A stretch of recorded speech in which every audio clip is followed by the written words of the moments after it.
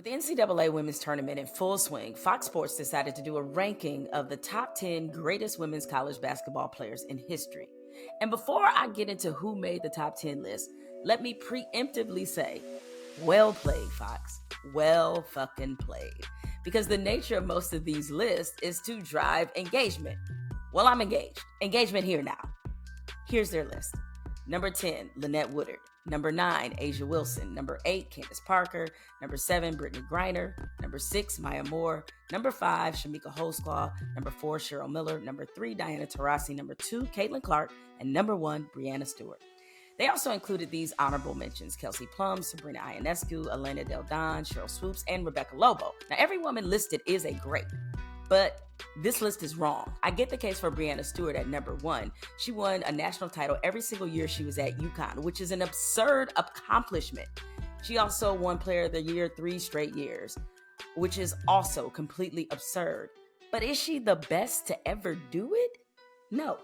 For one, accomplished and great are two different things. Stewie is by far the most accomplished player, and yes, she is great. She's just not that EST part. Now, how can Stewie be the GOAT of women's college basketball when she's not even the greatest player in UConn's history? Doris Burke, tell them who that is. Where Connecticut's best players are concerned, I would still have Diana Taurasi in that conversation right there with her, and here's why. In 2003 and 2004, when they were winning their second and third of one of their three-peats, Diana Taurasi and Gina Wariyama, it was their brilliance and their abilities and their, I don't know how to say it, but they are people who can make those around them exceed what you think is their ceiling as a player, regardless of sport. And Diana did not have the luxury of the next two best players in the country beside her. And you look at how she won those tournaments, guys, it was truly a thing to watch. That goes back to his comment, I have Diana and you don't, and it was so apropos. Diana Lorena Taurasi of the House of Huskies, first of her name, winner of 3 national titles, ruler of Storrs, Connecticut, mother of competitive mayhem, aka she got that dog in her, the white mamba of ball. Now, when Taurasi got to UConn, they were at the beginning of establishing their superpowers. Her first title came her sophomore year on that historic 39-0 team with Sue Bird, Swing Cash, Asia Jones, and Tamika Williams. But when that crew graduated, a lot of people were predicting that the Huskies would fall off, including UConn's own assistant coach, Chris Daly. Let former Husky Ashley Battle explain. Going into my redshirt sophomore year, we didn't have a senior. We had lost Sue Bird, Swin Cash, Asia Jones, Tamika Williams. So they left, and CD, knowing what we had coming back, is like, oh Lord, we're going to the NIT next year. And we was like, dang, like for real? Now wait a minute, the NIT, after going 39-0, the disrespect. But Daly wasn't alone. But the media thought the same thing. We were, I think, like preseason number 6, which was like the lowest UConn has been in years. But the media was just pretty much saying, oh, well, they have Diana, but who else? Being ranked 6th in the preseason, I mean, that's hardly the NIT, but you get the point. Only there was no slide for UConn.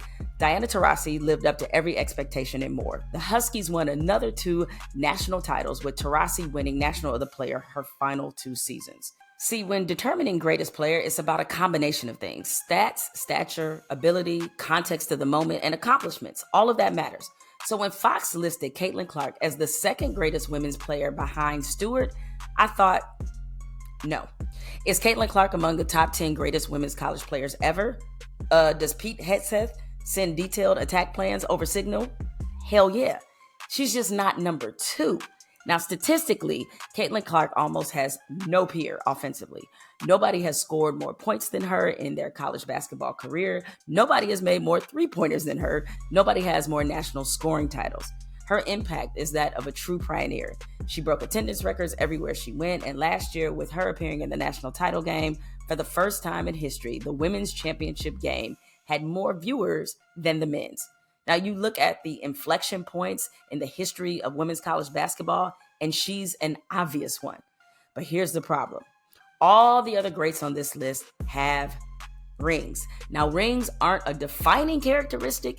It's just pretty hard to justify being that high on the list when you're missing the one component everyone else has on the same said list: Now, let's say you want to make the case that Caitlin Clark is in a unique situation because she didn't have as much firepower and as many five-star recruits that she played alongside as some of the others on the list. Well, neither did Sheryl Swoopes, who is not in the top 10, but she should be. Sheryl Swoopes started her career at University of Texas, but she left the school before she could even figure out where her dorm was located. Back then, the transfer portal wasn't portaling the way that it is now, so Swoopes took a detour to community college for 2 years. She then transferred to Texas Tech, which was nowhere on anybody's women's college basketball map. Her first season at Texas Tech, she averaged 21 a game and took the Red Raiders, who had never made it past the second round of the NCAA tournament. She took them to the Elite Eight, where they lost to the top seed in Stanford. That next year, Sheryl Swoopes wasn't playing no games. She averaged 28 a game and scored more points than anyone in women's college basketball that season. Now, Texas Tech earned the number 2 seed, and behind Sheryl Swoopes' dominance, they beat number 1 seed Ohio State to win the national championship. In that game, Sheryl Swoopes dropped 47, which is still the most points anybody has scored in a women's NCAA tournament national title game. Now, Swoopes was on some Danny Manning type shit. She didn't play with any other first-team All-Americans. Texas Tech's second leading scorer averaged 13 points a game. Ohio State, her opponent in the title game, had 4 players who averaged double figures, and the Buckeyes were led by future Hall of Famer Katie Smith. Just saying. Culturally, she also was a big damn deal and doing things on the court that women simply weren't known for doing. She was packing out arenas. Her Air Swoops were the first sneakers named after a woman. People were regularly referring to her as the female Michael Jordan. Even Michael Jordan was like, yeah, that tracks. She was really unstoppable from my standpoint. She had the skills that really seemed to be better than anybody else she was playing against. And rarely do you see women who can do that. I think she really opened eyes about women's basketball. She's a credit to women's basketball. So by now, I know what you're thinking. Who are my top 10 greatest women's college basketball players of all time? And even if you weren't thinking that, I'm going to tell you anyway. But before I reveal that, let me explain my criteria informing my list. It's team impact, ability, hardware, context, competition, and eyeball tests. See, every player on my list, I've actually seen them play. So here's my list. Coming in at 10, Tamika Catchings, a name that isn't brought up nearly as much as it should be on these greatest ever lists. She won every significant Player of the Year award in 2000 and won a national title in 98. Just a complete scorer. Number 9, Shamika Holdsclaw, like the previously mentioned Meek, great from her freshman year, 2-time Player of the Year. There was nothing she couldn't do offensively. 3 straight national titles, all-time leading scorer for Tennessee, men or women. At 8, Brittany Griner, dominant big, ferocious defender, won a national title, multiple Player of the Year awards. She came out of high school with an incredible amount of hype because of her size and dominance, and she absolutely delivered. Number 7, here's where I have Caitlin Clark. She has truly moved the game into a new era. Number 6, Swoopes. Texas Tech has its only national title in women's basketball because of her. Number 5, Candace Parker. Not only does she have first-team All-American baby hairs, she won back-to-back national titles, dynamic at both ends of the floor, and she was major, major in terms of star power. She just did things in games where you say, now what in the Sam Hill was that? Case in point, in 2006, she became the first woman to ever do this in an NCAA tournament game. And a turnover to Spencer. You're thinking about a dunk? There it is! We said it at the start. She wants to show out. I think she feels like she's the best player in America. Best freshman in America is Candace Parker. She has set the tone early and the throwdown in transition. Yes, ma'am, we see you, Candace Parker.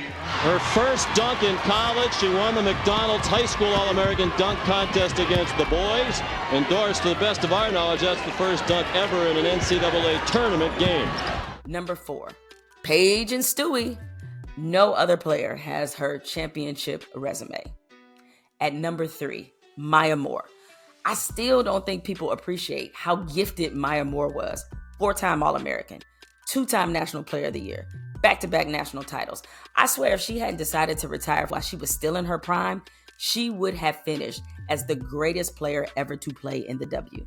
She's your favorite's fave because she is Caitlin Clark's favorite player. Number 2, White Mamba. Y'all know what it is. And she plays mean. I love that for her. Now, before I give you my number 1, let me provide some honorable mentions as well. They are Sabrina Ionescu, who is in that class of best players to never win a national championship. Kelsey Plum, who had the NCAA all-time scoring record for women before Caitlin Clark broke that record. Simone Augustus led LSU to 3 straight Final Fours. And Sue Bird, just a consummate winner and maybe the best floor general and leader of all time. But number 1 for me on this list, and I know I'm gonna have to let her go at some point because lists, when it comes to sports, are meant to be changed. It's Cheryl Miller. Because of course it is. She's the standard. She did it all offensively. On top of averaging 15 boards a game her junior season, she gave USC their basketball identity. Her first national championship game drew nearly 12 million viewers.